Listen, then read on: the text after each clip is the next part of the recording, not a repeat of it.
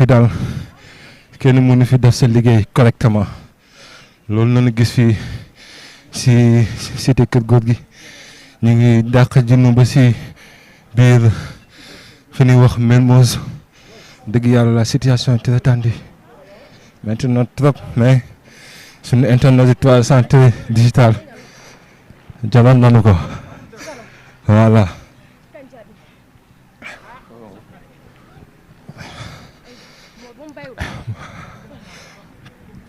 mbokk yi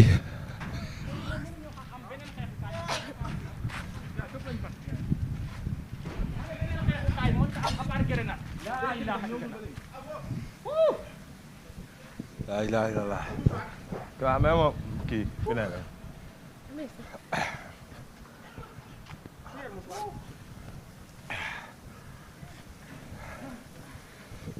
fu mu toll nii de gisatuñu déggatuñu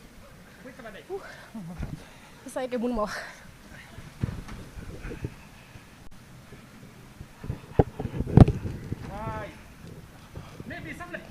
yaa bi bokk lu fi daan jaar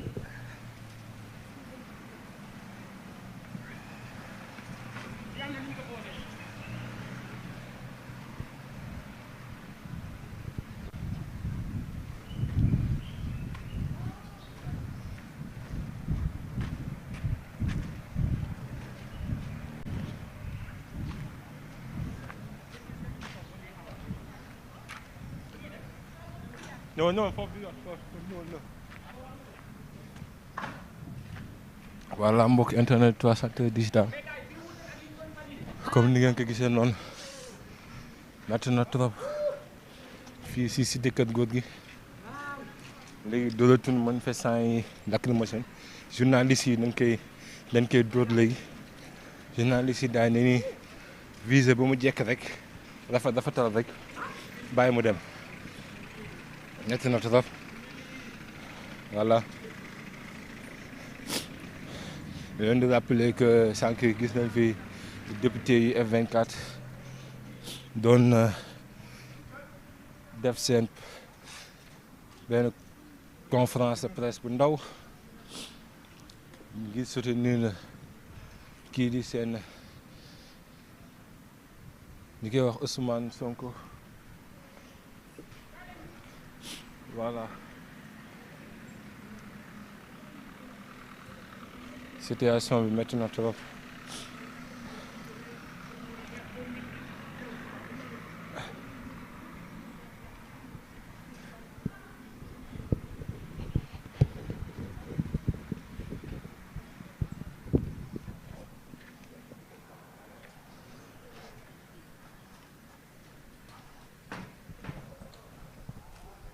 waaw saf na kay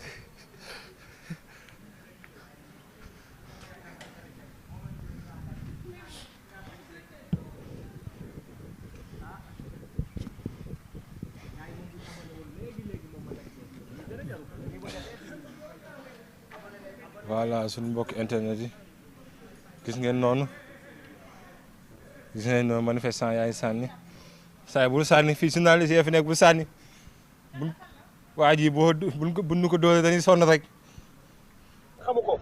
Instaurer le chaos dans le pays. Le peuple sénégalais se dressera et ne le laissera pas faire. Le traitement qu'il inflige à Ousmane Sonko est inacceptable.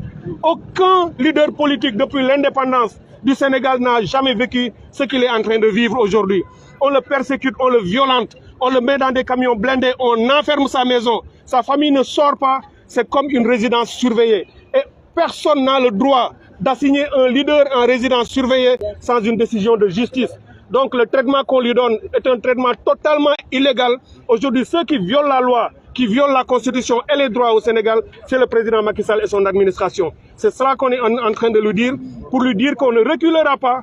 Il faut qu'il comprenne que cette démocratie acquise de haute lutte par des Sénégalais au prix de beaucoup de morts dans ce pays depuis notre indépendance, cette démocratie ne sera pas torpillée par le président Macky Sall.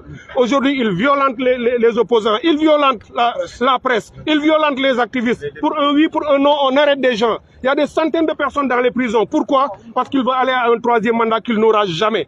Dans 8 mois, Macky Sall ne sera plus président de la République du Sénégal. C'est la seule vérité qu'il doit comprendre. Quoi qu'il fasse, il partira. C'est à lui de choisir est-ce qu'il partira par la grande porte ou par la fenêtre, mais il partira. C'est le message qu'on voulait juste lui lancer. Merci beaucoup. Il y a Déthié Fall, président du CRP. Il faut dire que la presse est violentée. On l'aime go. La presse est violentée. Nous sommes des gaz morts.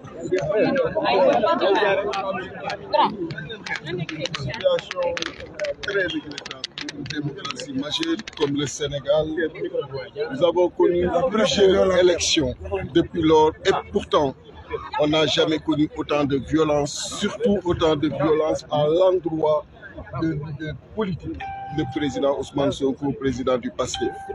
Personne ne peut comprendre que depuis plus de 6, voire 7, 8 mois, qu'il soit presque en résidence surveillée, alors que c'est un patriote, compatriote libre qui doit pouvoir circuler, qui doit pouvoir bénéficier comme tout le monde de protection et on doit lui permettre à ce que sa famille, qui doit faire ses courses et autres, ses enfants qui doivent aller à l'école, on doit lui permettre cela, mais vous avez tous assisté depuis lors ce que le président Macky Sall lui fait subir. À chaque fois et à l'approche d'une élection, tous les leaders ont eu à bénéficier d'une pré-campagne. Et hier encore, dans certains endroits, vous avez vu certains leaders de l'APR faire leur caravane sans être inquiétés. Qu'est-ce qui peut expliquer aujourd'hui que le président Ousmane Sonko, qui veut quitter Ziguinchor et rallier Dakar par une caravane qu'on lui empêche et on l'extrait de sa voiture pour l'amener ici à la cité Keur Gorgui par force avec les éléments des FDS. Une situation intolérable, incompréhensible et je lance un appel au président Macky Sall qu'il sache qu'il ne peut pas instaurer la dictature dans ce pays. Et il le sait parce qu'il était avec nous en 2011. Ce qu'on est en train de vivre, certainement c'est en intensité qu'on la vit, mais c'est une situation qu'on a connue en 2011 et il sait que le peuple était déterminé et il l'est autant aujourd'hui. Donc, vouloir museler l'opposition, vouloir museler le président Ousmane Sonko, c'est peine perdue. Il faut qu'il accepte à chaque leader sa popularité, qu'il accepte à chaque leader son électorat. Ousmane Sonko bénéficie d'une popularité que les Sénégalais ont voulu aujourd'hui lui accorder. Il n'a qu'à accepter cela et vivre tranquillement.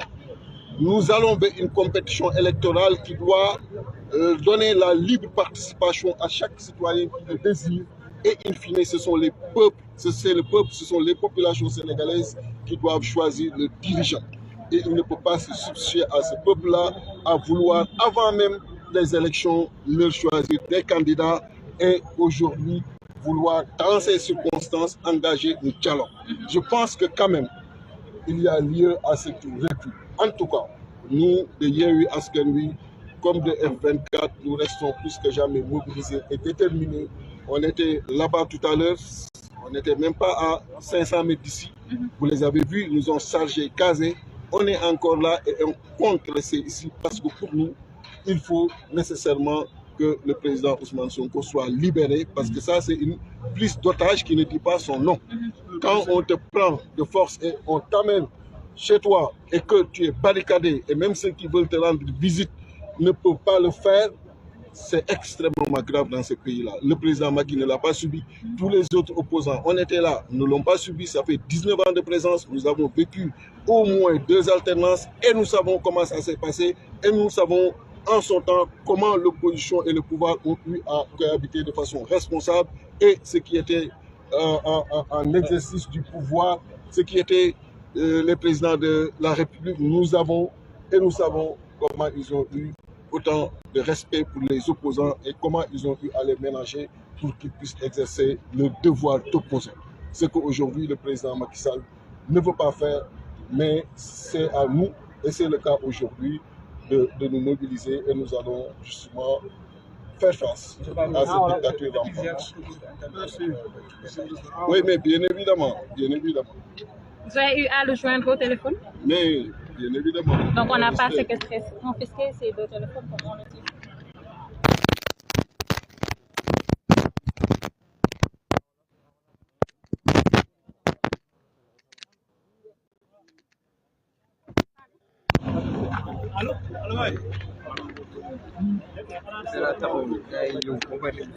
taw bi la ñu war a bàyyi